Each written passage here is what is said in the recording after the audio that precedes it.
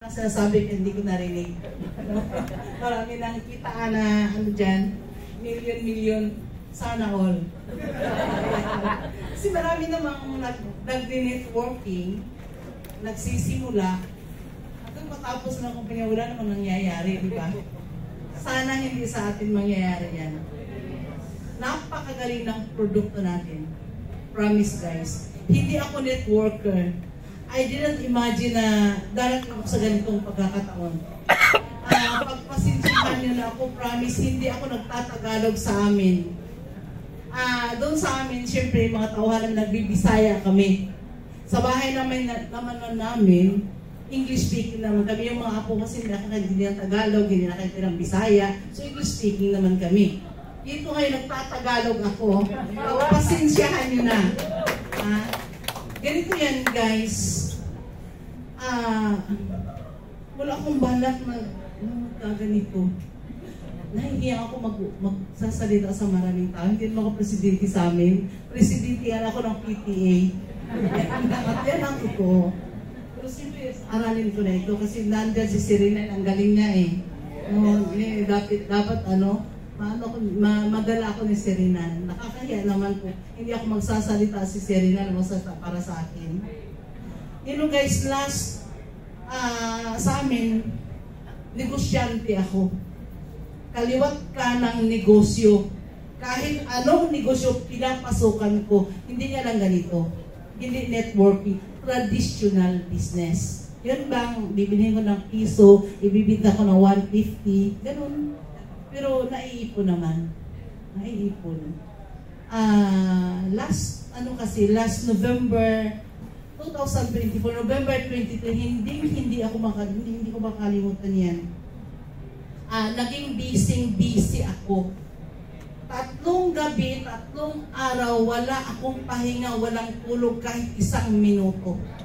Bakit nangyayari yan? Kasi ang dami kong ATM na tinatanggap mula sa mga luma doon, yung DSWD, ang dami ko ATM doon, yun ang hanap buhay ko. Number 1. Yan, sumusunod na yung iba.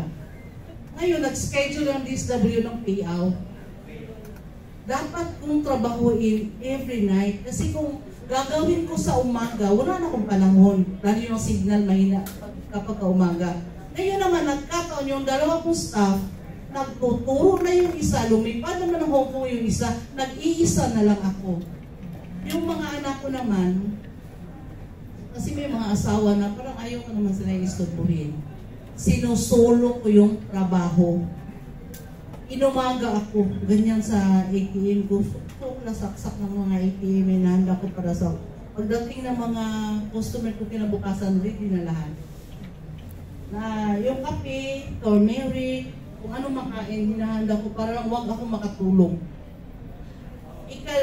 Unang gabi, pangalawang gabi, pangatlong gabi, sa isip-isip ko, ang tao pala pwedeng hindi matulog. Bakit? Hindi na ako inaantok pangatlong gabi. Yes, nangyayari sa akin. Kaya sabi ko sa sarili ko, pwede pala ang tao hindi matulog.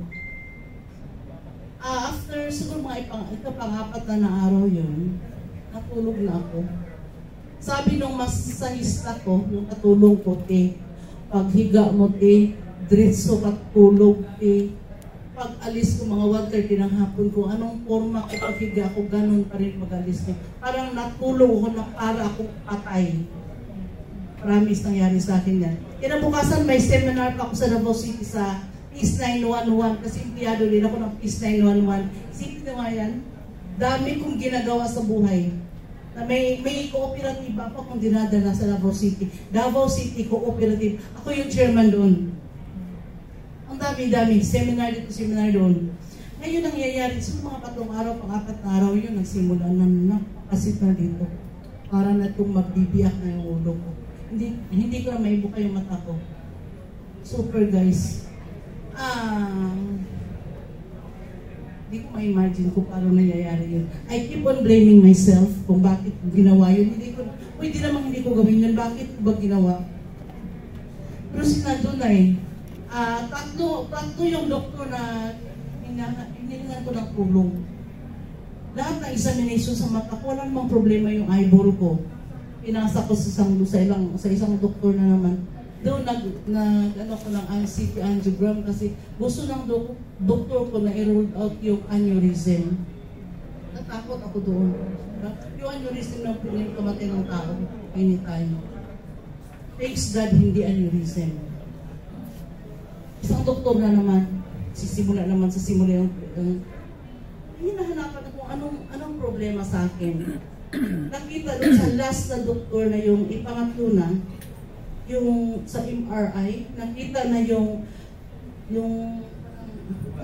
ugat dito, dalawa, lumobo na dito. Sabi ng doktor ko, ma'am, pag pumutok ito, pwede mong kamatay o tuluyan ka na mabulag. Yun ang sabi niya. Dok, anong sakit ko? Midbrain stroke, ma'am. Midbrain stroke. Wala niya familiar sa ganun ko, Dok. Anong gamot dito? Wala, ma'am. Bakit wala? Operation will do. Magkano, Dok? 1 milyon. Pinasa ko kayo sa pang doktor kasi dapat dalawa sila. Ma'am, hindi ko kaya ito, dapat dalawa kami. Pumunta ka kay Dr. Closas.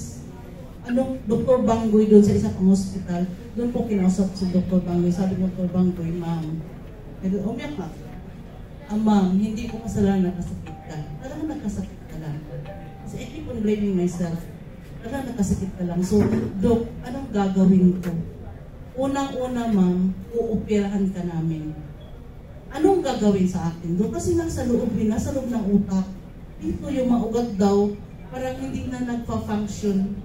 May mga ugat na parang hindi na dinadaluyan ng dugo. Yung iba naman dito na basta ewan ko ba kung anong nangyari. Ang gagawin daw sa akin, merong puputuling ugat, iba-bypass yung iba, kasi maraming problema nakita. Anong unang gagawin sa akin? Una daw gagawin, lalagyan ako ng tubo mula dito, hanggang brain. Doon pa lang, parang binuhusan ako ng malamig na tubig, parang binuhusan ako ng gasolina na hindi ko alam kung anong reaction ko. Ano dapat kong gawin? Yung sunod, ano ba yung diagnosis pa lang yun para makita kung aling ugat ang puputulin. Ang susunod, dito na yung sugat. Dito susugatan daw dito kasi dito yung papasok niya kung ano-ano. Anong sugat gagawin, Dok? Ganunin yung mukha ko? Inisira yung beauty ko. Biro pa ako. Kasi hindi naman, maliit lang ang sugat dito. In-explain na sa akin. Tinawag ako sa isang clinic parang doktor, kinausap nila ako, dalawa sila ako pang doktor. Kasi naniniwala ko sa mga doktor, of course, naniniwala ko sa kanila, ang gagaling nila. Lalo pa ngayon, no? Sa science, kaya lang ako pagaling. Kaya ang diabetic ako for 17 years. Sinabi ko sa kanya, Dok, diabetic ako, Dok. At matanda na ako. Ilang taon ka na ba, 56? Ma'am, bata ka pa. Marami nga dyan, 60, 70, 80, and na-operan pa daw nila. At saka gumaling naman. So parang pinalalakas na yung loob mo, diba? So okay. Nag-decision ko, okay. Ako lang sa sarili ko, okay na. Hindi na kailangan asawa ko. Basta okay na ako. Parang Friday yata yun, or Thursday. Pag-uwi ko naman sa amin, sipi-share ko sa mga kapatid, sa mga kaibigan. Takot na nga ako, lalo akong tinakot. Diba sabihin ba naman yung kaibigan namin na operan, tuloy na nabutay yun, namatay yun, hindi daw ako sa salita. Diba? Imbis na susuportahan nila ako, lalo pa akong tinakot. Kayo? Diba kayo matakot na? Diba? Takot ako. Kaya nag-desisyon ako yan. Huwag na muna ko, kaliban ko ng pag-oopera sa akin. So, siguro by June, January 27, by June, kung hindi ako gagaling, magpapa-opera na ako. Pero that time naman, hindi na masyadong masakit. June, January, masyadong masakit. You know, there were days na inihanda ko ng sarili ko na mabulag. Promise.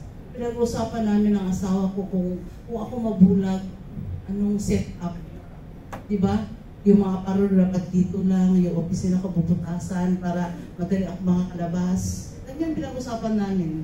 Pero yung kamatayan hindi na nagpag-usap. Napagkabulag ko lang. Ngayon, yun ang hindi ko lang namalayan. Isang araw, siguro between January, February, March, isang araw lang gising na ako. Parang maayos na ako. Maayos na. Naligo ako. Sinagal ko yung... Meron akong glasses eh, isa nakasara. Kasi bawal buksan. Kasi pag binuksan ko yung mata ko dito, ang tingin ko yun sa bagay, maging 3, 4, 5. Yung ilaw dyan dadami, yung sasakyan sa harapan namin dadami. Malaki talaga ang problema at saka ang sakit-sakit dito. Sa ulo talaga, sa loob ng utak. Parang gumaling ako sa palagay ko. Parang magaling na ako. Ito na yan. Ito. Mula December. Sige kung inom. Inom na ako na inom. Hindi ko naman alam na nakakagaling ito. Basta uminom lang ako. Nung lumina yung paningin ko, pinuntahan ko yung mama ko. Malapit lang naman, siguro isang tali lang mula sa amin. Dinala ko si mama ko bedridden at that time. Yung mama ko, kaya hindi ko siya binisita nung may sakit ako. Ayaw kong magdagdag nag-stress sa kanya ba? Kasi pag dating doon, iyak-iyakan kami, sakit hindi, parang bubuto ako mga buko, parang sasabog yung mga buko niya, iyak sana, mamatay na lang ako. Ano ba? So parang ayaw ko na rin siyang puntahan kasi, di ba? Nung pagdating ko doon, sa isip-isip ko, why not give my mama try to this product? Na, binigyan ko siya ng isa kong try ganin mo siya. Ayaw na good ko. Ayaw mo kasi mag-iimo. Kung pisaya ko nga, ang balik mo, basta na ayaw ko. Ano ba? So, ditagaan ako sa isa ka butilya ng self-cura. Yung kumain nga ni ma, isa sa buntag, isa sa otro, isa sa hapon. Pero kay mahal man, yung isa na sa buntag, isa na sa hapon. Kay mahal man, maluwi ko na siya na ako, naawa ko na sa akin. Ganyan. You know, hindi pa naubos ang isang buti ng self-cura, bumangon na ang mama ko. Kasi mula sa first week, parang nakakaupo na siya ng isa. Second week, nakakalakad na doon sa CR, nakakabay-gabay lang. Hanggang ngayon, lumalakad na siya mag-isa. Nagbibili ko ng mga halaman, nakikinig na ng sounds niya, nagsisigarilyo na kasi ano yun. Smoker, nakahiga siya. Parang smoke, pero nung gumaling siya, nakaupo na number 4. Parang, saka parang mas ma-relax na yung mukha niya. Ito, Joy, kapatid Joy. Kumusta si mama siya? Manang po sa amin. Manang, alas 6, alas 7 ng umaga si mama tulog pa. Ganyan, parang kaya pag nagising siya, relax na yung mukha niya. Pakaliksik na uli, gumanda na uli. Promise. Kaya, so, hindi ko alam na ito nakakagaling sa akin. Pero nung nakita ako ang mama kong gumaling, ano pa bang rason? Ano pa bang, di ba, ano ba yun? Sa isip ko, ito talaga nakakagaling sa akin. Kasi ang mama ko gumaling. Diba? Hindi ko alam guys na ito yung nakakagaling sa akin.